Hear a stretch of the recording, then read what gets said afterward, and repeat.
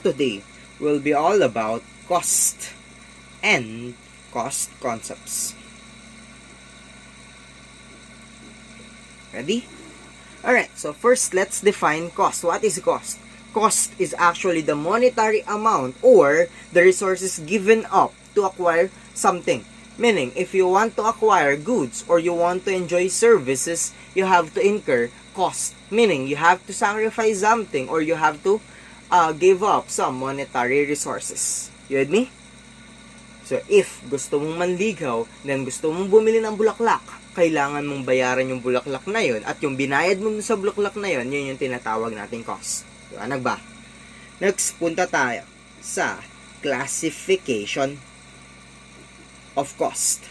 So with regards to the classification of cost, we can actually classify cost first by function. Then later on, we will classify cost by behavior. Start muna tayo sa classification by function.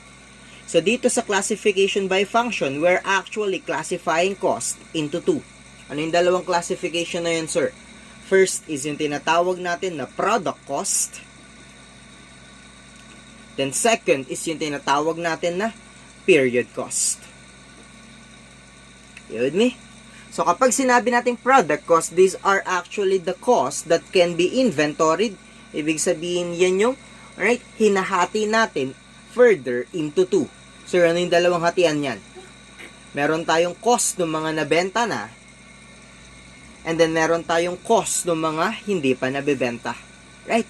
So kapag nabenta na yung product na yan, the corresponding cost will go to an expense account, which is yung tatawagin natin cost of goods sold account. Pero kapag hindi pa yan nabebenta, these product costs will remain in the ending inventory. Are you with me? On the other hand, kapag sinabi naman nating period cost, these are the costs that are expense as incurred. Ibig sabihin, ine-expense mo yung mga yan on the period these are incurred. Not unlike the product cost, hindi natin sila ine-expense dun sa period na na-incur sila, but rather ine-expense lang natin sila on the period na nabenta sila. So hopefully na-gets mo yung difference ng dalawang yan. Classification by function is actually the one that is generally accepted. Ibig sabihin, ito yung ga-up natin. Therefore, ito yung ginagamit natin sa computation ng net income or sa preparation ng income statement sa FAR, sa AFAR, and sa auditing. Anag ba? So sa FAR, AFAR, and auditing, normally yan yung classification ng cost na makikita mo. On the other hand, the second classification of cost is the classification by behavior. Wherein, the classification by behavior is actually not a generally accepted accounting principle. Sir, kung hindi pala yan generally accepted, bakit natin pinag-aaralan? Pinag-aaralan natin to because ito yung mas madaling gamitin for the management use or to make decisions with regards to the operations of the business. That is why, even though non-GAAP siya, pinag-aaralan pa rin natin siya. But see to it na since non-GAAP nga siya, ang gamit lang ng classification by behavior is for internal purposes. Meaning, sa management mo lang yan pwedeng i-report. Hindi mo siya pwedeng gamitin for external reporting. Ranag? So, for external reporting, classification by function lang tayo. So, here, in classification by behavior, ano yung dalawang classification ng cost? First, meron tayong tinatawag na variable cost.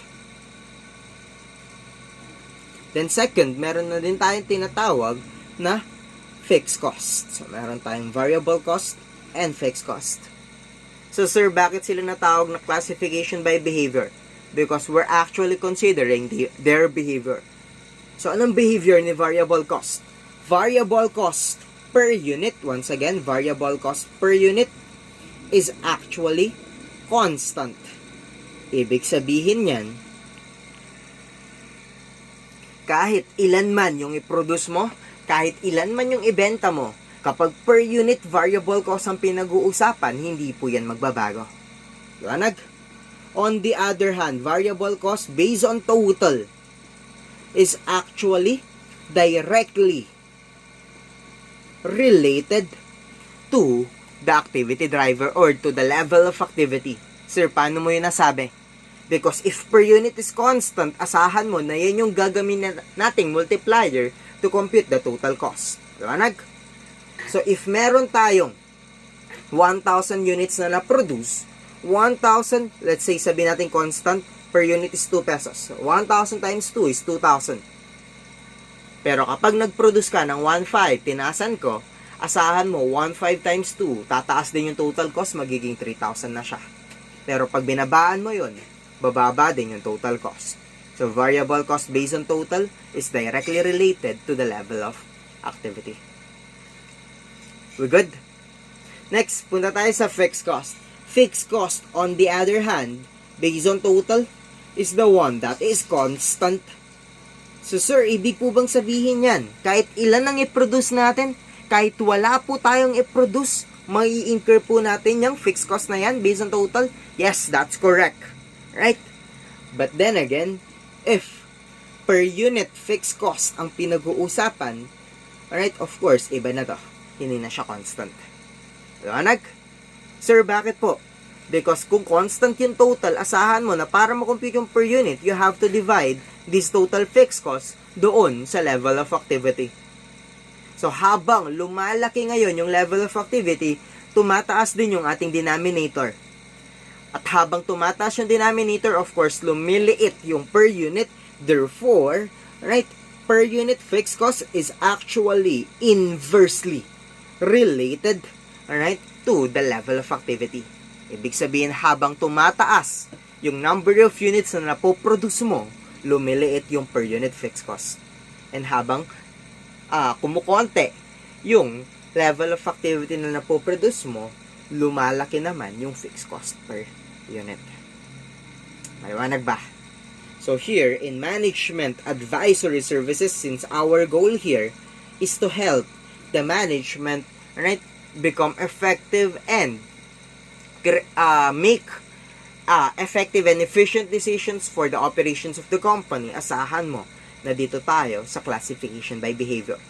So, madalas, here in management advisory services, whatever topics man yan, once again, madalas ang ginamit kong term, hindi sa lahat ng pagkakataon, madalas, by behavior classification ang ating ginagamit.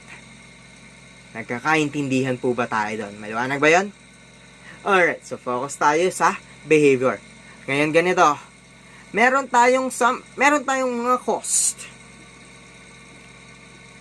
or tinatawag natin total cost wherein hindi sila variable and at the same time hindi rin sila fixed.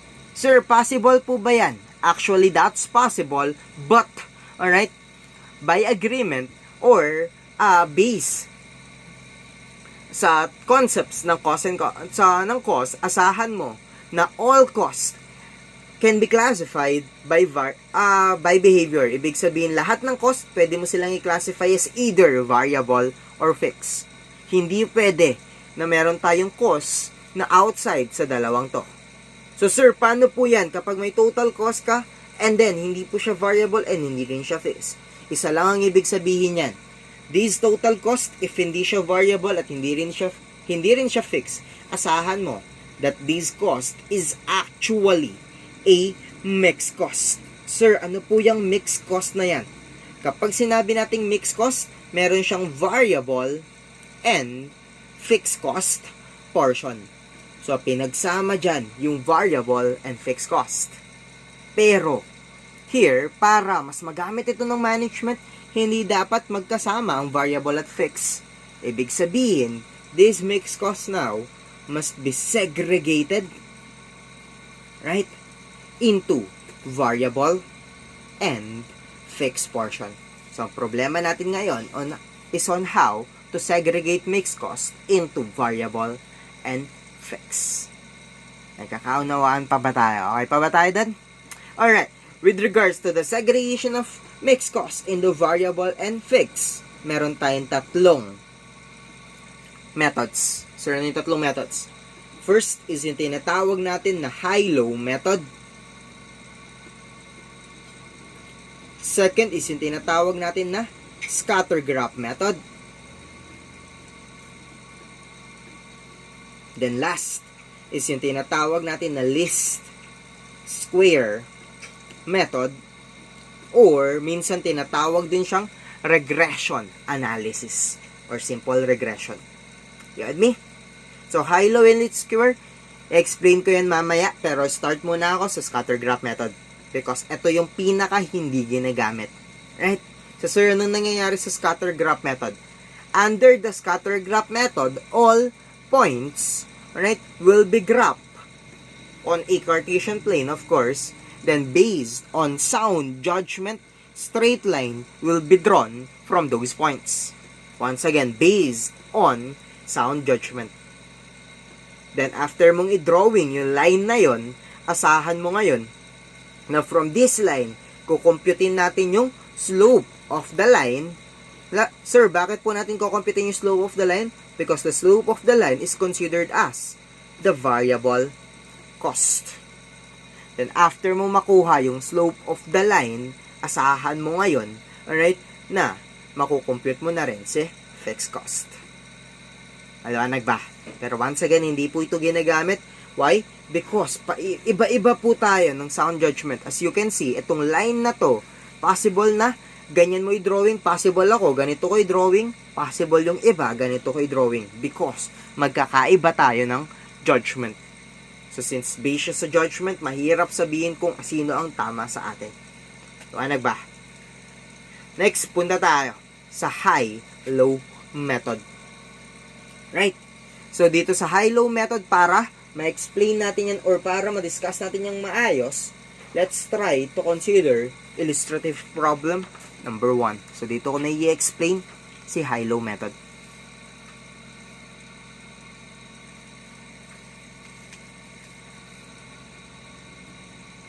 Ready? Number 2 po muna pala tayo mag-start. Hindi ko, mamaya na yan. Di? So here, in illustrative problem number 2, anong sabi ng problem? Rain is a highly successful farmer who has formed his own company to produce and package banana chips. The recently hired controller for the firm is about to apply the high-low method in estimating the company's energy cost behavior. Right? The following costs were incurred during the past 12 months. So listen up. Sir, bakit siya natawag na high-low?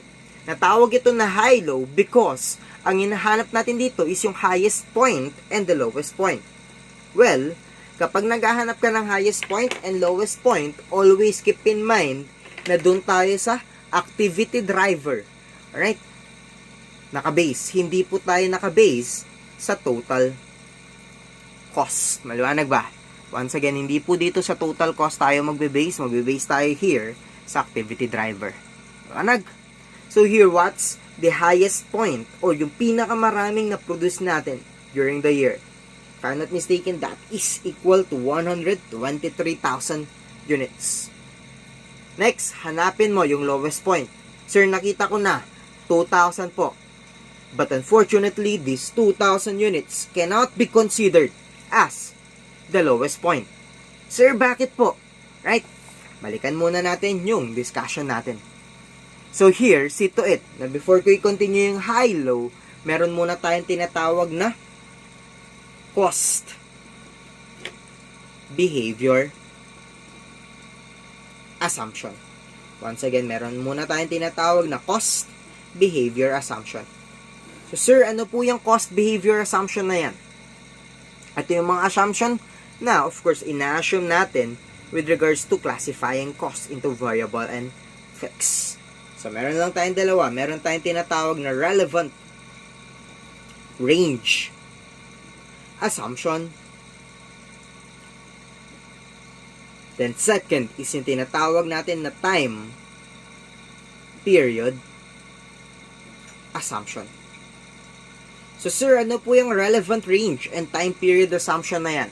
Kapag sinabi nating relevant range assumption, ang ibig lang sabihin yan is that cost will only be valid, once again, behavior of the cost will only be valid if and only if these are within the relevant range.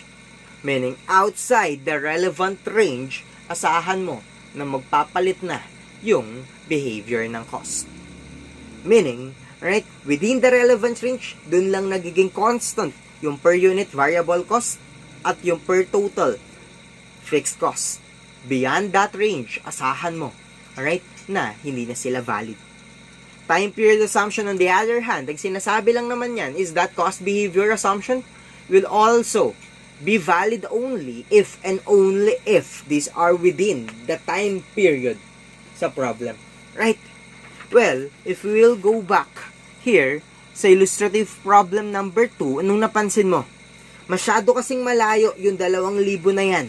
Ibig sabihin, we assume now na since hindi siya normal, this is outside the relevant range. And kapag outside siya ng relevant range, ang tawag natin sa kanya is actually outlier. And outlier is not included dito sa computation natin using high-low. Liwanag? So kung hindi pwedeng gamitin as lowest point, yung 2,000, the lowest point ngayon natin dito will become the, nasan yun? Ano yung pinakamababa dito? That is equal to 63,000. Wala na akong ibang makita pinakamababa. Tama ba? So, highest point is 123,000. Lowest point, 63,000. Manag. So, here, ang una natin kino-compute is actually the variable cost. And variable cost is ilalagay natin sa symbol na B. Sir, bakit B? Because, balik ulit tayo dito sa discussion ko. Meron kasi tayong tinatawag na cost function. Once again, meron tayong tinatawag na cost function. Sir, ano po yung cost function na yan? Cost function, ang ibig lang sabihin yan is we put into equation the total cost. So, the equation is actually equal to y is equal to a plus bx. Wherein y here is the total cost. Ibig sabihin yan yung mixed cost natin. A is the total fixed cost. B, on the other hand, is the variable cost per unit. And then lastly, X will be the level of activity or the activity driver. Liwanag ba yun? So, meron tayong dalawang variable dito. Si X and si Y. Y is yung tinatawag natin na dependent variable. Why? Because nakadepende yung value niya sa value ni X. On the other hand, X, wala siyang pakialam sa value ni Y. Therefore, X is considered as the independent variable. Alright? So, kapag sinabi natin B, that is the variable cost per unit, then A will be the total fixed cost. Alright? So, una natin kukumputin, as I said a while ago, is the variable cost per unit, which is B. Anag ba yun? So, sir, paano ko computing yan? After mong malaman kung nasaan yung highest and lowest point, consider mo yung cost nila. Cost of the highest point is equal to 72,300, while the cost of the lowest point is actually equal to 66,300. Right? As you can see, pinag-minus ko lang yung cost nila. Divided by the activity level itself. That's 123,000 minus 63,000. Ay ba tayo doon?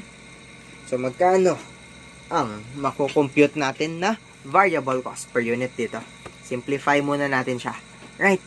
So, 72,300 minus 66,300. That's actually equal to 6,000 pesos. Divided by 123,000 minus 63,000, or that's equal to 60,000 units. So 6,000 divided by 60,000, of course, this is equal to 0.1. So kung ang tinatanong here in requirement number 1 is the variable cost per unit, expect that our final answer here will be 0.1. With me? Next, compute natin yung fixed cost from the cost function na kinompute natin kanina. So, sir, paano mo i-compute yung fixed cost dyan? Madali lang. Alright? Ang ibig lang, i-transpose mo lang yung A doon sa kabila para maging solo siya. Alright? And then, eto, lagay mo sa kabila. Ibig sabihin, may iwan si A dito, rather, And then, ito, ililipat natin sa kabila. So, fixed cost now is equal to the total cost minus BX. Because BX is actually the total variable cost. Kasi kapag minultiply mo yung variable cost per unit, dun sa level of activity, asahan mo. Alright? Na magiging variable cost na yan. So, total cost minus variable cost obviously will give us the fixed cost. Paano ba? Right? So, sir, paano po niyan? Dalawa. Meron tayong high and low. Kahit alin ang gamitin mo sa dalawa, pareho lang ang lalabas. Sir, pwede mo bang patunayan? Of course, patunayan natin. So, A is equal to, high muna tayo. Total cost is 72,300 minus BX. Tama ba? B is 0.1. X is 123,000. Right? So, 72,300 now minus 0.1 of 123,000 is 12,300. Right? So, fixed cost now here is equal to 60,000 pesos. Using the highest point. Next, compute natin yung fixed cost using the lowest point. Total cost niya is 66,300 minus BX. That's 0.1 times 63,000. So, 66,300 minus, magkano to? 0.1 times 63,000 is 6,300.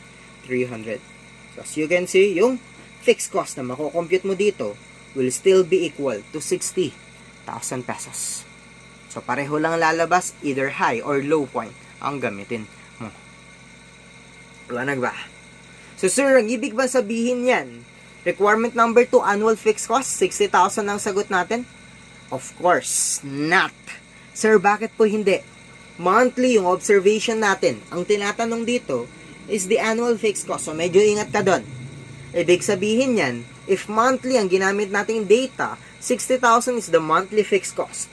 So, para ma-compute yung annual fixed cost, yung 60,000 na yan, kailangan mo pang i-multiply sa 12. So, 60,000 times 12, the annual fixed cost now is equal to 720,000. So, final answer, requirement number 2 is 720,000 because once again, the 60,000 is actually a monthly fixed cost. Requirement number 3 is the company monthly cost function. So, ano daw yung monthly cost function natin? It is equal to Y is equal to, ilan yung fixed cost? Monthly tayo. So, 60,000 tayo. 60,000 plus 0.1, that's the B, X. So, this will now be our monthly cost function. We're in total cost, which is Y, is equal to 60,000 plus 0.1 X. And lastly, number 4, the energy cost for a month in which 78,000 kilos of banana chips are produced. So, pinapakompute sa atin dito yung total cost. So, once again, Y is equal to 60,000 plus 0.1, ilang units? 78,000 kilos. Right? So, 60,000 plus 0.1 of 78,000 is 7,800. Right? So, the total cost now is 60,000 plus 78, or this is equal to 67,800. So, requirement number 4, 67,800, will be our final answer. Ay ba tayo done? So, that's the high-low method. So, after illustrating the high-low method, punta ngayon tayo dito sa method of least square. So, here, Deloitte Touche Tomates, a chain of convenience grocery stores in Baguio City, has a store hours that fluctuate from month to month as the tourist trade in the city varies. The utility costs for one of the company's stores are listed below for the past 6 months. So here, meron tayong January to June. Then total hours of operation and utility costs are also given. So the requirement is, use the method of least square to determine the cost function. Then if Deloitte's estimated operating hours totals 300, what is the total estimated utility cost under the least squares method? Ready na? Alright, so here, first step is to compute once again the variable cost per unit, kagaya lang sa high-low. But the computation this time is statistically based, meaning medyo scientific na tayo dito. Liwanag? So how to compute the variable cost per unit? It is actually equal to the summation. Ibig sabihin ng symbol na yan is kukunin natin yung sum of x times y or summation of xy. So i-multiply natin yung dalawa. Then kukunin yung sum minus n. Sir, ano po yung n na yan? N is the number of observation. Well, in this problem, meron tayong 6 times x bar. Sir, ano po yung x bar? X bar is the mean of x. Ito yung x natin. Gaya lang nung kanina, total cost on the other hand is y. Times y bar or the mean of y. All over the summation of x squared minus n ulit and then x bar squared. Sir, paano po mas madaling ma-gets yan? Or paano po mas madaling makakabisado yan? Kung ano yung dito, siya rin yung nasa dulo. xy, xy, x squared, x squared. Right? So, compute muna natin yung mean. Right? Ng dalawa. So, calculator, that's equal to 550 plus 600 plus 700 plus 500 plus 450 and then plus 400 divided by 6, or this is equal to 533.33. Next, for the y, 3240 plus 34 plus 38 plus 32 plus 27 and plus 26 divided by 6, or this is equal to 3,156.67. Right? Next, compute natin yung summation of x, y. Paano ba? Then, summation of x squared. So, turuan kita paano mas mabilis dyan. Pindutin mo muna yung MC or yung MRC ng calculator mo. Liwanag ba? So, ngayon, ganito lang yan. 550 times, once again, 550 times 3240. Then, rather than equals, ang pipindutin mo is M plus. Liwanag? Next, 600 times 3,400, M plus. Next, 700 times 3,800, M plus. Next, 500 times 3,200, M plus. Next, 450 times 27, M plus. The last, 400 times 26, M plus. Then, pindutin mo yung MR or yung MRC ng isang beses, lalabas yung summation of x, y, which is 10,337,000. Anag, kasunod, compute natin yung x squared. Pero dito, MC ka muna ulit. Once again, MC ka muna. MC. Anag ba? Then, same thing. Pag nilalagay ko yung calculator, may pumapangit screen. Right? Same thing. This time, x squared, so 550 times 550 tayo. Right? So, 550 times 550, M plus. Next, 600 times 600, M plus. Next, 700 times 700, M plus. Next, 500 times 500, M plus. Next, 450 times 450, M plus. Then, last, 400 times 400, M plus. Then, MR mo ulit. Lalabas yung summation of x squared, which is 1,765,000. Okay na? Now, ilagay natin ngayon yan, or substitute natin yung mga value na yan sa formula natin. So, B is equal to the summation of xy, which is once again equal to 10,337,000 minus number of observation, which is 6, times the mean of x, which is 533.33, times this mean of y, which is 3,156.67, divided by summation of x squared, which is 1,765,000 minus n, which is once again 6, times ano ba? Mean of x, which is 533.33, and then square. Diba tayo din?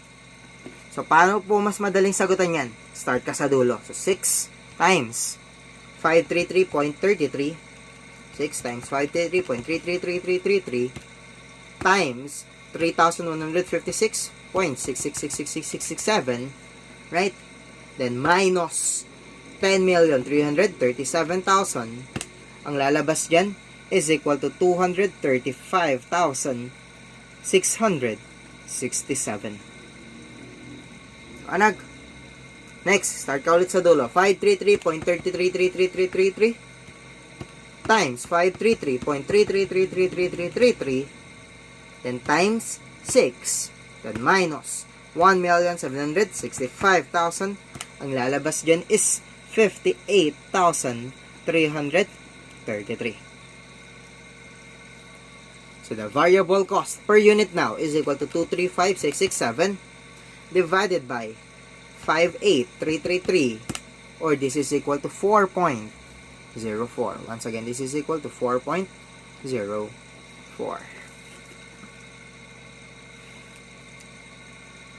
Liwanag. Next, compute natin yung fixed cost. Once again, fixed cost is A is equal to Y minus BX. But this time, sa Y at sa X, yung min na ang ating gagamitin. So, fixed cost is equal to the min of Y, which is 3,156.67, minus B, which is 4.04, times the min of X, which is 533.33. Right? So, fixed cost now is magkano na? 4.04 times 533.333333 minus 3,156.6666667, right? This is equal to 1,002 pesos. So, 1,002 will be our fixed cost. With me? So, kung alam na natin yung variable cost per unit at yung fixed cost per total, we can now draw the cost function. That is, Y is equal to 1,002 plus 4.04x.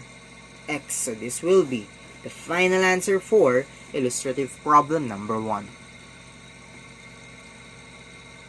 Next, requirement number 2. Magkano daw yung total cost if 300 ang operating hours? So, Y is equal to 1,002